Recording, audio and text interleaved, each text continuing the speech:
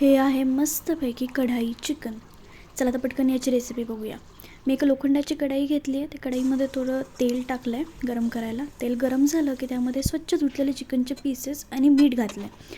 हे मस्त परतून घ्यायचं आहे. एकत्र छान परतून घेतलं की त्यामध्ये लाल पिकलेले मस्त 4 टोमॅटो टाकायचे. इथे मी अर्धा किलो चिकन घेतलं. अर्धा किलो चिकनला 4 टोमॅटो टाकले. हे आता झाकून ठेवायचं. 10 मिनिटानंतर झाकण काढलं की टोमॅटो मस्त शिजलेले असतील. आता हे असंच उलटण्याच्या साहाय्याने आपण त्यामध्ये मिक्स करून घ्यायचं आहे. वेगळे काढायचे नाहीत. त्यामध्ये हिरवी मिरची टाकायची, थोडीशी लाल मिरची पावडर, थोडीशी हळद, थोडीशी धनेपूड, थोडीशी जिरेपूड आणि काळी मिरीपूड असे 4-5 मसाले टाकून घेतले की पुन्हाही व्यवस्थित परतून घ्यायचे. सगळे मसाले ते चिकनला लागले पाहिजेत. यामध्ये पाणी अजिबात टाकायचं नाही आहे. यामध्ये टोमॅटोचं आणि चिकनचं जे पाणी सुटले त्यातच ते चिकन पूर्णपणे शिजणार आहे. तुम्ही बघाल किती पाणी सुटलं आहे त्याला ऑलरेडी. आता यामध्ये मी दही टाकले. दही काही लोकांना आवडत नाही, त्यांनी टाकलं नाही तरी चालेल. मला आवडतं सो मी टाकलं. त्यामध्ये वरती थोडीशी कोथिंबीर टाकूया. 10 मिनटं शिजवून घे आणि आपले